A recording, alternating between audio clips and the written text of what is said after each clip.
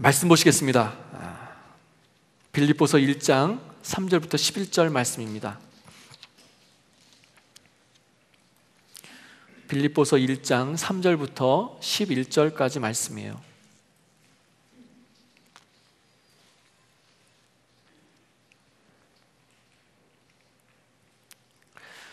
교독하시겠는데요, 제가 먼저 읽겠습니다.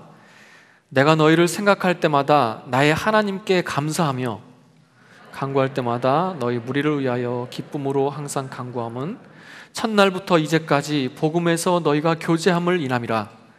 너희 속에 착한 일을 시작하시니가 그리스도 예수의 날까지 이루실 줄을 우리가 확신하노라. 내가 너희 무리를 위하여 이같이 생각하는 것이 마땅하니 이는 너희가 내 마음에 있음이며 나의 매임과 복음을 변명함과 확정함에 너희가 다 나와 함께 은혜에 참여한 자가 됨이라. 내가 예수 그리스도의 심장으로 너희 무리를 어떻게 사모하는지 하나님이 내 증인이시니라. 내가 기도하노라. 너희 사랑을 지식과 모든 총명으로 점점 더 풍성하게 하사 너희로 지극히 선한 것을 분별하며 또 진실하여 허물이 없이 그리스도의 날까지 이르고, 다 같이 읽겠습니다. 예수 그리스도로 말미암아 의의 열매가 가득하여 하나님의 영광과 찬송이 되게 하시기를 구하노라. 아멘. 오늘부터 이제 몇 주간 이 빌립보서 말씀을 가지고요, 주 안에서 기뻐하라 라는 주제를 가지고 각 장마다 목사님들께서 계속 말씀을 전해주시게 됩니다. 그 중에 오늘 제가 첫 시간을 감당하게 됐는데요, 기쁨의 이유라고 하는 제목을 가지고 은혜를 나누려고 합니다. 사실 많은 설교자들이요, 이 빌립보서 말씀을 참 좋아합니다. 그 이유는요, 이 속에 바울 스스로의 체험이 있고 또 그래서 인간미가 있고요, 또 어떤 그런 속에서 우러나오는 그런 권면의 말씀이 있기 때문에 이 빌립보서 말씀을 좋아합니다. 한마디로 은혜롭다는 것이죠. 다른 서신서들이 은혜가 없다는 얘기가 아닙니다. 특별히 빌립보서가 그렇다는 거예요. 다른 서신서들을 보면요, 옥중서신만 보더라도 에베소서 같은 경우에는 기독론이나 교회론이나 구원론이나 어떤 이런 교리와 또 성도들의 윤리적인 삶을 깊이 다루고 있어요. 또 골로새서도 마찬가지입니다. 기독론을 다루고 있고 성도들의 윤리를 다루고 있습니다. 빌레몬서는 어떻습니까? 그 탈출한 노예 오네시모의 이야기를 쭉 쓰고 있거든요. 이렇게 교리나 어떤 삶의 윤리나 이런 것들을 얘기하고 있는데, 이 빌립보서는요, 상대적으로 바울이 그 감옥에 있을 때, 감옥에 있으면서 자신이 느낀 그런 삶의 체험과 간증들을 쭉 써나가고 있는데, 특별히 그것을 기쁨이라고 하는 토픽을 가지고 기쁨으로 기쁘게 전하고 있다는 거예요. 그래서요, 많은 사람들이 이 빌립보서를 기쁨의 서신이다 이렇게 얘기합니다. 그래서 오늘 저는요, 기쁨의 서신, 기쁨, 그 중에 바울이 기뻐하고 있는 이유가 무엇인가 라고 하는 말씀을 이 3절부터 11절 말씀을 가지고 여러분과 같이 나누려고 합니다. 여러분, 바울과 빌립보 교인들 사이에는 참 끈끈한 사랑 같은 것이 있었던 것 같아요. 우리말로 표현하면 끈끈한 정이 있었던 것 같습니다. 마치 짝사랑하는 것처럼요, 바울은 늘 이 빌립보 교인들을 생각했고요, 또 늘상 마음에 품고 있었고, 그리고 항상 기도하고 있었습니다. 그런데 짝사랑만은 또 아니죠. 빌립보 교인들도 바울을 굉장히 아끼고 사랑했습니다.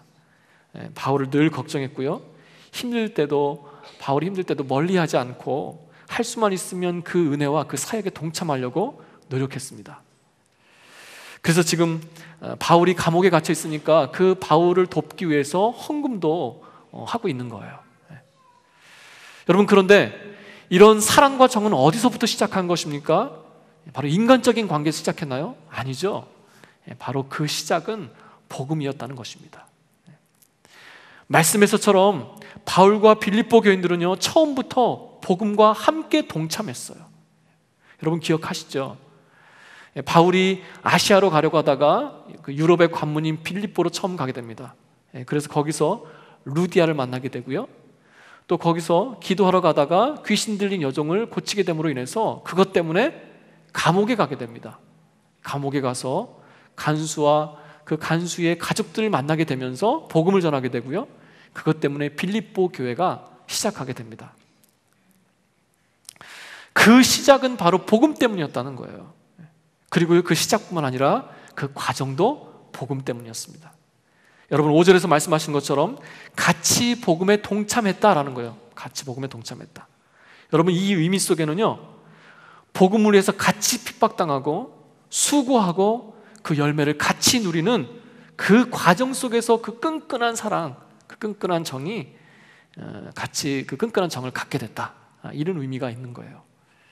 여러분 오죽했으면요, 8절을 보면 내가 당신을 사랑합니다, 당신들을 사랑합니다 라고 바울이 고백하면서 그냥 사랑한다고 얘기하지도 않고요, 내가 예수 그리스도의 심장으로 여러분을 사랑합니다 이렇게 고백해요. 비장한 어조로 고백합니다. 마치 죽음의 등선을 같이 경험한 그 군사같이 그런 비장한 어조로 내가 예수 그리스도의 심장으로 여러분을 사랑합니다 이렇게 고백하고 있습니다. 그런데요, 이렇게 시작도 복음이고 과정도 복음인데 그 끝도 복음이 되기를 소원하고 있어요. 바울은. 바울이 바람이 뭡니까? 이 복음 안에서 이 아름다운 교제가 주님의 재림 때까지 계속됐으면 좋겠습니다 이렇게 또 고백하고 있어요. 여러분 한마디로요, 처음부터 끝까지 다 복음 때문이라는 것입니다. 바로 바울이 기뻐하는 이유, 이렇게 기쁨의 편지를 보내는 이유, 그 첫 번째 이유는 무슨 말을 해도 무슨 일을 해도요 복음이라는 거예요. 복음 때문에. 여러분 신앙인들의 기쁨의 본질은요 복음 때문에, 복음 안에서인 줄로 믿습니다. 복음 때문이에요. 여러분 예수 믿는 사람은요 그 어떤 것으로도 진정한 기쁨을 누릴 수 없습니다. 내가 예수를 몰랐으면 모르는데 내가 안 이상, 내가 예수 그리스도를 믿고 구원받고 또 그 은혜를 누린 이상, 그 안에 있는 이상 내가 진정으로 기뻐할 수 있는 그 이유는요 바로 그 기쁨의 본질은 복음이라는 것입니다. 내가 잠깐 다른 것으로 기뻐할 수도 있어요. 내가 상황과 환경 가운데 다른 것에 내 마음을 빼앗길 수도 있습니다. 여러분 그러나 결국은요 그것이 나의 기쁨이 될 수 없다는 것을 깨닫게 되고 결국은 내가 하나님 앞에서 그것을 채울 수밖에 없다, 내가 하나님을 만나야만 된다라고 하나님 앞에서 나를 발견하게 되는 것이요 결국 성도들의 삶이 아니겠습니까?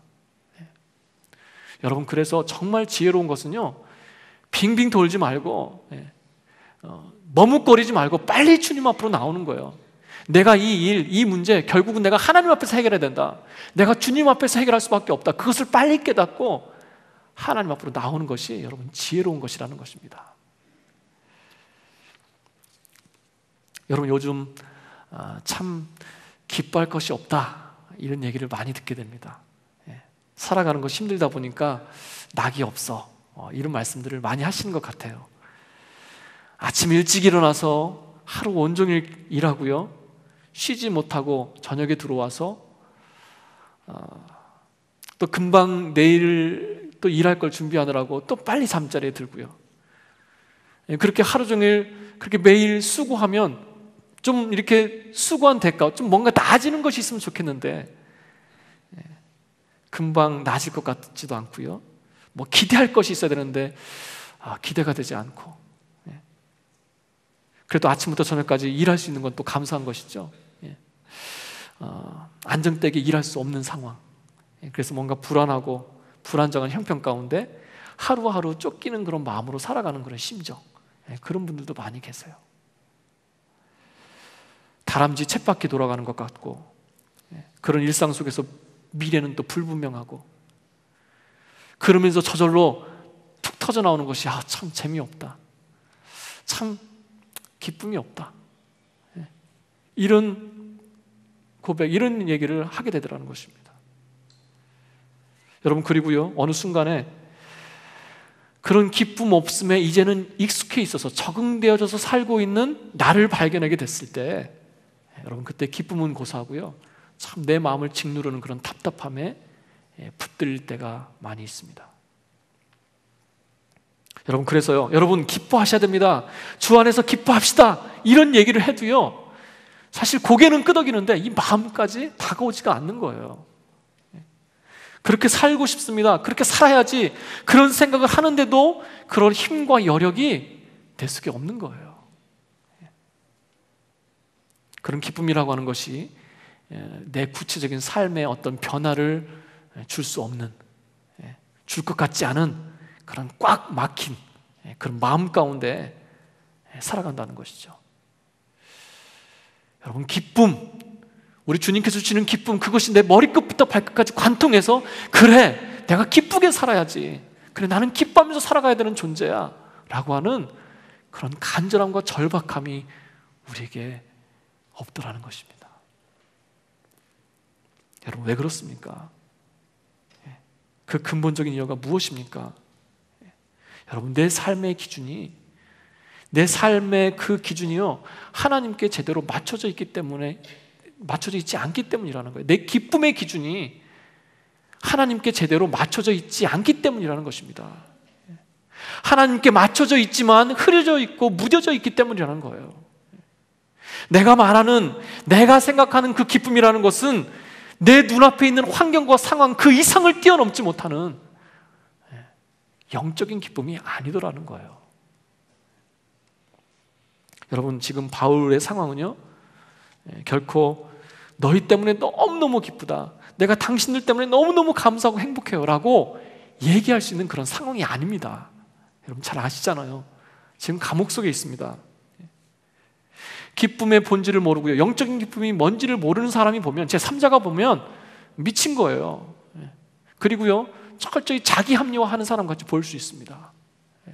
스스로 만족하는, 자기 합리화하는 사람 같이 보일 수밖에 없어요. 우리 표현으로 하면요, 열심히 수고하고 이러는데 하루아침에 다 날렸어요. 무슨 나쁜 일을 한 것도 아닙니다. 열심히 성실하게 살았어요. 그런데 그 성실함의 대가가 실패더라는 거예요. 실패.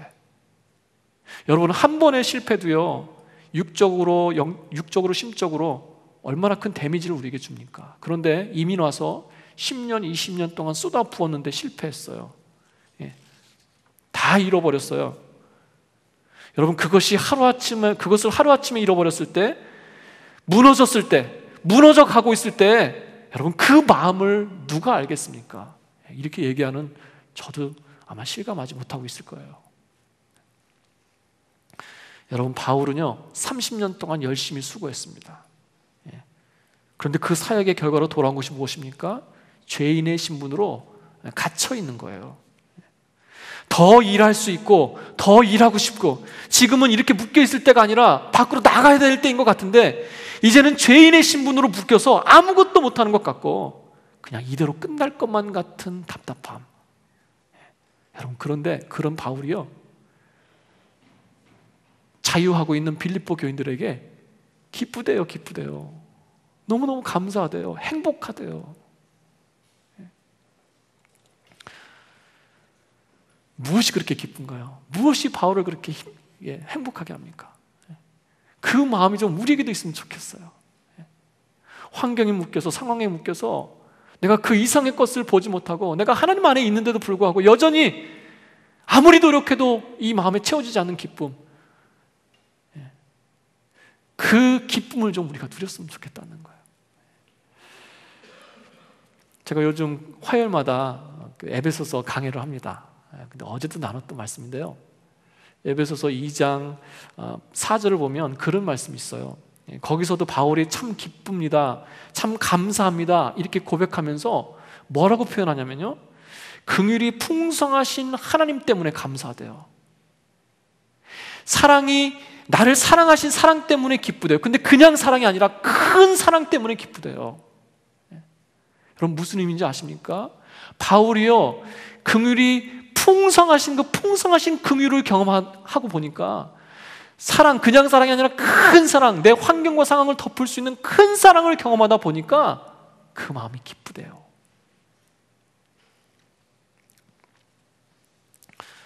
여러분, 우리가 하나님을 풍성히 누릴 때, 우리 아버지의 그 긍휼하심과 사랑을 체험할 때, 누릴 때, 여러분, 우리가 환경을 초월하는 기쁨을 누리게 될 줄로 믿습니다. 여러분, 우리가 복음으로 기뻐한다, 복음으로 기뻐하라 라고 했을 때요, 사실 이게 마음에 확 다가오지 않을 때가 많아요. 좀 어렵게 느껴질 때가 있습니다. 여러분, 그것은요, 쉽게 얘기하면요, 복음 속에 녹아있는 하나님의 풍성한 긍휼과 사랑을 체험하는 것입니다. 하나님을 만나고 있는 사람이 기뻐하지 않겠습니까? 복음 속에 녹아있는 그 절절한 하나님의 사랑을 내가 체험하면 되는 거예요. 하나님의 사랑을 체험하는 사람이 기뻐하지 않을 수 있겠습니까? 뒤돌아보면요, 내게 아무것도 없었지만 내가 하나님을 기뻐했을 때, 내가 너무너무 기쁘고 행복했을 때는요, 내가 하나님을 만나고 있을 때였어요. 여러분, 아무것도 없어도, 환경이 허락하지 않아도 내가 하나님의 긍휼하심과 그 큰 사랑을 체험함으로 인하여, 그 복음으로 기뻐함으로 말미암아 복음으로 인하여 내가 진정한 기쁨을 누리는 그런 저와 여러분 되시기를 축원합니다. 여러분, 또 복음으로 기뻐한다, 복음 때문에 기뻐한다, 그 뜻은요, 내가 다시 그 구원의 은혜로 돌아가는 것입니다. 내가 구원받은 그 십자가, 그 은혜로 돌아가는 거예요. 그 기쁨으로 돌아간다는 것입니다. 내가 어떻게 구원받았나? 왜 나 같은 것을 사랑하셔서 나 같은 것을 구원해 주셨나? 그 은혜를 묵상하는 거예요. 그리고요, 그 은혜를 다시 생생하게 내 마음에 채워 넣는 것, 담는 것, 그것이 우리의 기쁨을 회복하게 하는 줄로 믿습니다. 바울이요, 환경을 초월해서 기뻐하고 고백하고 있는 것은 이처럼 기쁨의 본질 무엇입니까? 복음 때문에 기뻐하고 있는 거예요. 그것이 빌립보서 전체에 잔잔하게 흐르고 있습니다. 그리고 두 번째는요, 그 복음 자체를 기뻐할 뿐만 아니라 그 복음의 열매 때문에 기뻐하고 있습니다. 그 복음의 열매 때문에 기뻐하고 있다는 거예요. 바울에게 있어서요, 빌립보 교회 성도들은 바울의 열매입니다. 열매, 영혼의 열매예요. 누구도 빼앗아 갈 수 없는 열매입니다.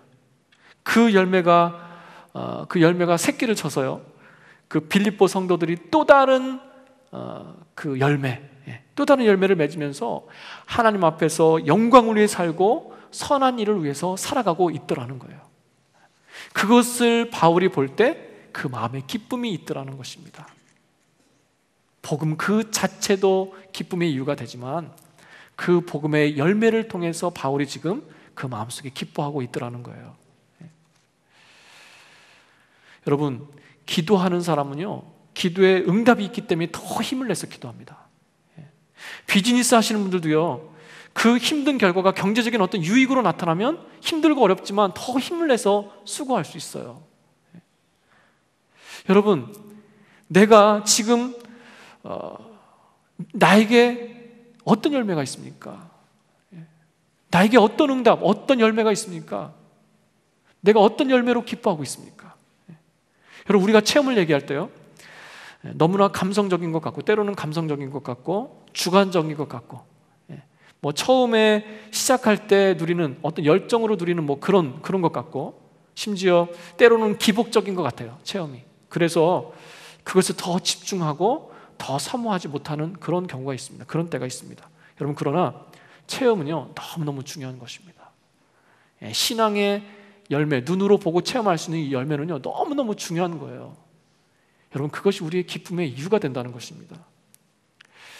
바울이 빌립보 교인들과 함께하면서 체험했던 그 은혜가 없었다면, 단순히 복음만 전하고 주고받는 그런 관계였다면, 여러분, 정말로 함께 겪었던 열매가 없었다면 내가 당신들 때문에 너무너무 기쁩니다. 내가 당신들이 너무너무 그립습니다.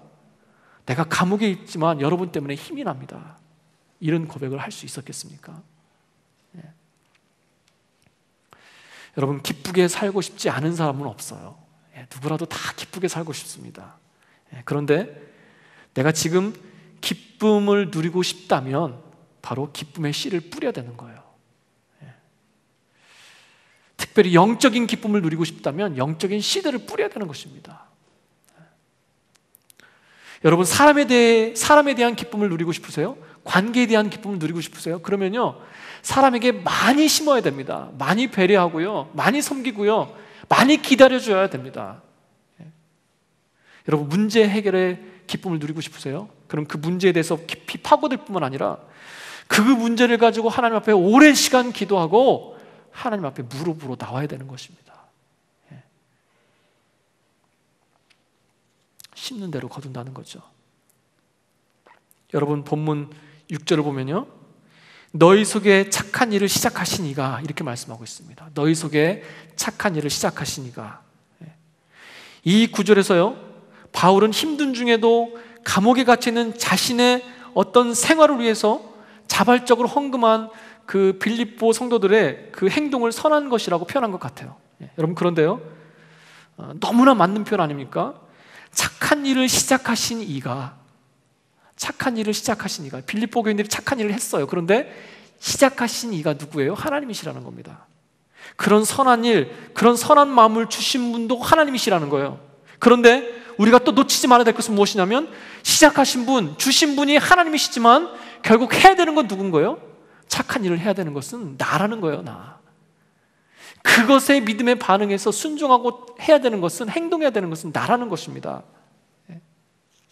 그 선한 일을 행하는 것, 결단하는 것, 움직이는 것은요, 내가 해야 되는 것이라는 거예요. 여러분, 내가 시작하신 선한 일을 행할 때, 하나님이 시작하신 그 선한 일을 행할 때 거기에는 분명히요, 희생도 있고 손해도 있어요. 마음이나 이 육신이 피곤할 수도 있습니다. 여러분, 그러나 내가 하는 거예요. 시작하신 이의 그 부르신 이의 그것에 반응해서 내가 움직이는 것입니다. 여러분, 그러면요, 하나님께서는 그것을 통해 반드시 어떻게 하신다고요? 그리스도 예수의 날까지 그 일을 성취하실 것을 나는 확신합니다. 반드시 성취하신대요. 그리고 그 일을 통하여 나에게 감당할 수 없는 기쁨을 주시겠대요. 내가 뿌린 그 씨, 눈물로 뿌린 그 씨, 인내로 뿌린 그 씨, 그것을 통해 하나님이 내가 기쁨을 거두게 하신다는 것입니다. 여러분, 아버지의 약속이에요. 여러분, 빌립보 교인들이요, 참 성숙하고 열심이지만 그렇다고 해서 빌립보 교회가 문제가 없었던 것은 아닙니다. 바울을 사랑했지만 그 안에는 또 바울을 불신하는 사람들도 있었어요.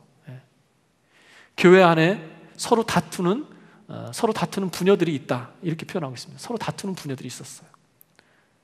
또 바울이요, 계속해서 그리스도의 그 낮아짐을 계속해서 반복해서 얘기하는 것을 보니까 아마도 빌립보 교회 안에는 그렇게 얘기해야만 하는 어떤 교만한 모습들이 있지 않았는가, 또 이런 얘기들을 하게 됩니다. 또 교회 안에는요, 손할례당이라고 불리는 율법주의자들이 활동하고 있었어요. 여느 교회와 같이 여전히 연약함과 부족함이 있었다는 것입니다. 여러분, 그런데 그럼에도 불구하고 어떻게 했어요? 5절이죠. 바울을 처음 만난 그때부터 지금까지 복음에 동참하고 있대요. 행하고 있대요. 열매를 거두고 있대요.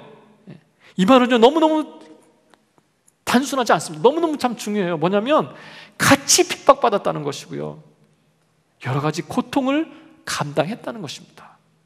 그러나 포기하지 않았다는 거예요. 7절에서는 또 뭐라고 얘기합니까? 내가 자유의 몸일 때나 쇠사슬에 묶여있을 때나 한결같이 은혜에 참여해 주었다, 이렇게 말씀하고 있어요. 한결같이 변함없이. 여러분, 사람이 참 그렇잖아요. 환경에 따라서 변하는 것이 사람의 마음입니다.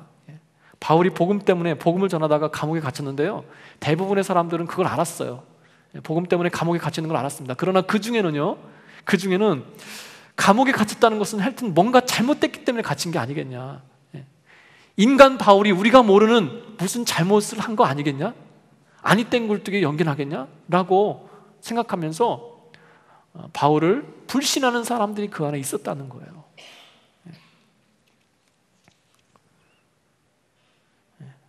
복음이요, 세상에서 그 돈 주고 팔리는 철학과 같이 그렇게 취급받는 게 싫어서, 그렇게 취급받는 것이 싫어서 자비량으로 선교했어요, 바울이. 너무너무 감사한 것 아닙니까? 너무너무 큰 희생 아닙니까? 그랬더니 뭐라고 얘기합니까? 사도들과 같이 교회에 재정적인 지원을 받지 않고 선교하는 바울을 보고 혹시 이단 아니야? 그렇게 얘기하는 사람도 있었다는 거예요. 그게 사람이라는 것입니다. 그리고 우리고 그게 나라는 거예요. 그런 연약함들이 있었다는 것입니다. 여러분, 그러나 바울이 자유자일 때나 또 감옥에 있을 때나 여전히 빌립보 성도들은요 바울 편에 서 있었다는 거예요. 그리고 어찌되었건 일면이지만 한 마음으로 바울에게 선교 헌금을 지금 보내고 있을 만큼 하나 되기를 힘썼다는 것입니다. 여러분, 다 열매이고 은혜 아니겠습니까? 여러분, 그런 삶의 열매가 바로 우리에게 있어야 될 줄로 믿습니다. 그 열매가, 그 선한 일이 성취되어지는 것을 우리가 볼 때 우리 속에 기쁨이 있게 되는 줄로 믿습니다. 여러분, 우리가요 살아가면서 씨 뿌릴 곳이 많습니다. 주위를 보면요 내가 할 수 있는 일들이 다 있어요. 가까이는 아내가 있고 남편이 있고요, 또 자녀들이 있어요. 조금만 넓게 보면요 우리 공동체 안에 어려움 당하는 사람이 있고요, 또 공동체 밖에 있지만 도움이 필요한 사람들이 있습니다. 하나님께서 먼저 우리에게 착한 일을 할 수 있는 마음을 주시고, 그래서 또 힘을 주시고, 그 착한 일을 우리가 행할 때 하나님께서는 분명히 남편을 변화시키실 것이고, 또 아내를 변화시키실 것이고, 또 그 자녀와 우리 이웃들을 변화시키실 것입니다. 그리고 그것을 통해서 우리가 세상에서 맛볼 수 없는 그런 영적인 기쁨을 누리게 하실 거예요. 여러분, 에베소서 2장 10절을 보면요 이런 말씀이 있습니다. 우리는 그의 만드신 바라 그리스도 예수 안에서 선한 일을 위하여 지으심을 받은 자니, 이렇게 말씀하고 있어요. 참 큰 도전이 되는 말씀입니다. 왜 도전이 됩니까? 하나님께서 우리를 먼저 만드시고요 그 다음에 선한 일을 준비시키셔서 행하신 것이 아니라는 거예요. 말씀을 자세히 보십시오. 그렇게 하신 것이 아니라 먼저 선한 일을 준비시켜 두시고 그 선한 일을 행할 존재로, 담당할 존재로 나를 만드셨대요. 그리스도 예수 안에서 선한 일을 할 수 있도록 만드셨대요. 먼저 선한 일을 준비시켜 주시고 나를 만드셨대요. 여기에는요 세 가지 중요한 의미가 들어있습니다.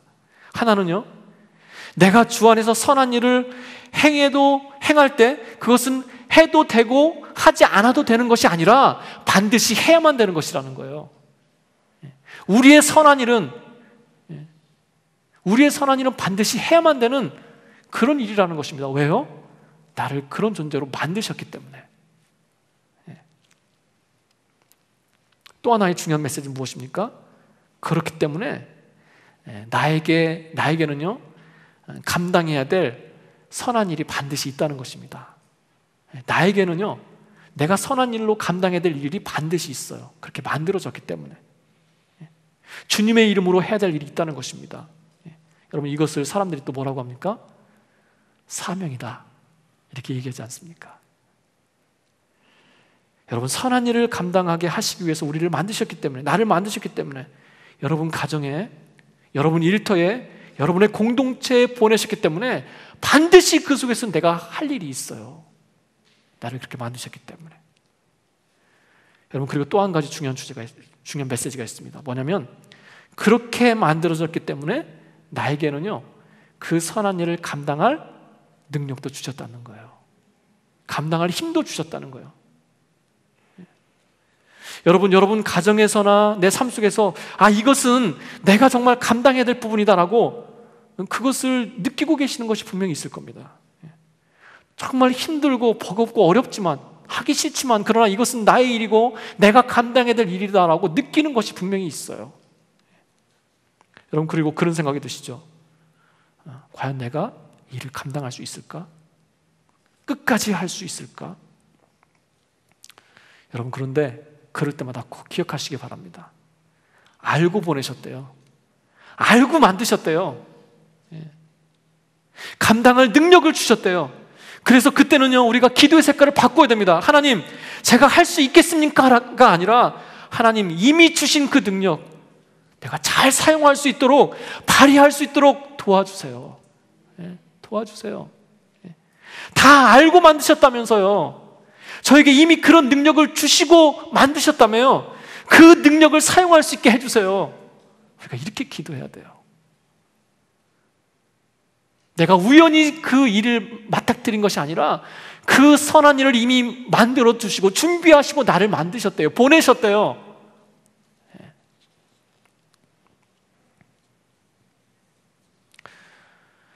여러분,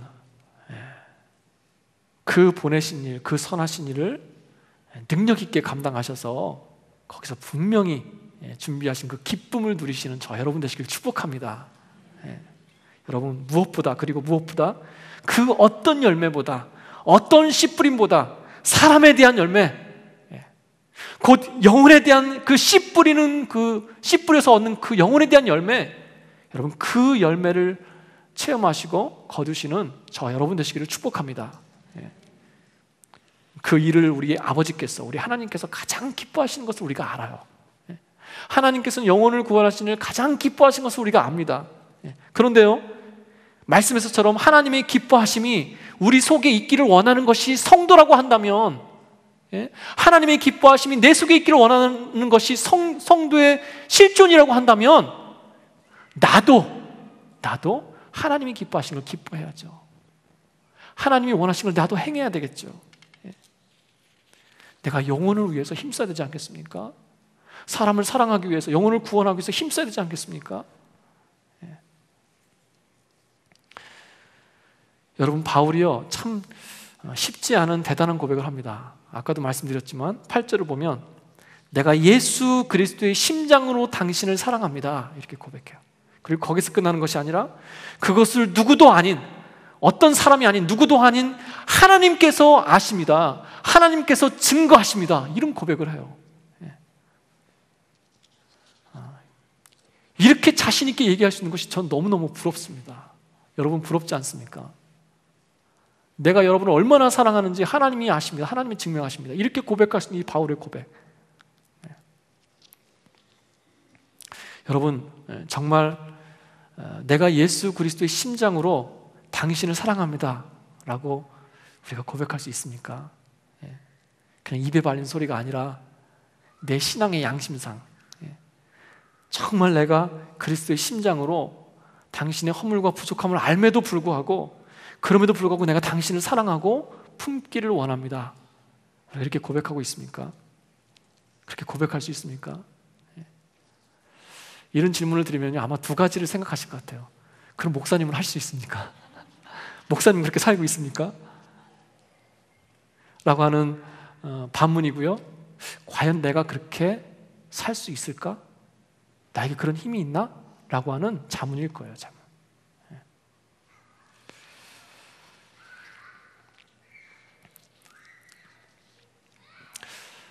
저는 그렇게 못 삽니다. 왜냐하면 제 속에는 그런 능력이 없어요. 제 속에는 그런 힘이 없습니다. 순간순간 내 속에서 너는 그렇게 못 살잖아 라고 하는 자책도 있고요, 또 그것을 통해 사단이 나를 자꾸 참소합니다. 여러분, 그러나 앞서 말씀드린 대로 나를 알고 부르신 하나님을 믿기 때문에, 그리고 내게 능력 주시는 자, 그 안에서 내가 모든 것을 할 수 있다라고 믿음으로 고백하기 때문에 그 주신 힘으로 내가 그렇게 살 수 있다라고 믿고 고백하면서 나갑니다. 여러분, 그렇게 살기를 힘쓸 것입니다. 그런 저 여러분 되시기를 축원합니다. 여러분, 제가 오늘 이 말씀을 통해서 두 가지를 말씀드렸어요. 마무리를 하고 우리 한번 기도를 하려고 합니다. 우리의 진정한 기쁨의 이유는요, 복음 자체입니다. 복음으로 깨어있고 복음의 주체 되신 하나님의 풍성한 긍휼하심과 큰 사랑을 경험할 때 우리는 세상이 주지 못하는 진정한 기쁨을 내 삶 속에서 누릴 수 있습니다. 또한 진정한 기쁨의 이유는요, 복음으로 말미암아 살아가는 삶의 열매입니다. 삶의 열매. 하나님이 시작하신 선한 일들, 선한 열매들을 경험할 때 우리가 그 기쁨과, 그 속에서 기쁨과 큰 위로를 경험하게 되는 줄로 믿습니다. 여러분, 특별히 영혼에 대한 열매, 그 영혼에 대한 열매를 많이 거두시는 저 여러분 되시기를 축원합니다. 내가 요즘 생활하면서 어떤 일에 기뻐하는가, 어떤 일을 재밌어 하는가, 무엇에 잘 반응하는가, 여러분, 그것을 보면 내가 지금 내 마음을 어디에 두고 있는지를 알 수가 있어요. 단순합니다. 내가 지금 무엇으로 기뻐하고 있는지 나를 뒤돌아보면요, 내 마음이 어디 가 있는지를 분별할 수 있다는 것입니다. 그것이 영적인 것인지 아니면 영적인 것과 전혀 무관한 것인지 나의 현재의 기쁨의 근거를 알 수 있다는 것입니다. 여러분, 우리는요, 내가 어떻게 기쁘게 살 수 있을까? 라고 생각할 때 무의식 중에라도요, 그 기쁨을 내 안에서 찾는 것이 아니라 내 밖에서 찾아요. 환경적인 것, 외부적인 것에서 내 기쁨을 찾으려고 하는 그런 속성이 우리에게 있습니다. 그래서 우리는요, 무의식 중에라도 그것을 내 속에서 찾으려고 해야 돼요. 무의식 중에라도요, 복음에서, 복음의 열매에서 찾으려고 노력하는 그런 노력들이 필요하다는 것입니다. 사랑하는 여러분, 여러분의 삶 속에서 여러분이 기뻐할 뿐만 아니라 여러분이 기뻐하시는 그 모습을 통하여 우리 하나님이 기뻐하시는 그런 인생 사신 저 여러분 되시기를 축원합니다. 주님이 여러분의 기쁨 되시기를 축복합니다. 아멘. 기도하겠습니다. 우리 시간 한번 기도할 때 한번 고백했으면 좋겠어요. 하나님, 지금 내가 왜 기뻐하지 못합니까? 하나님, 도대체 내 마음에 묻어진 것이 무엇입니까? 예수 그리스도 그 이름 하나로 살 것 같았고, 가슴이 뜨거웠고, 지금보다 더 힘들고 어려운 일이 있었어도 내가 너무너무 기쁘고 행복했었는데, 아버지, 그 기쁨은 도대체 어디 있습니까?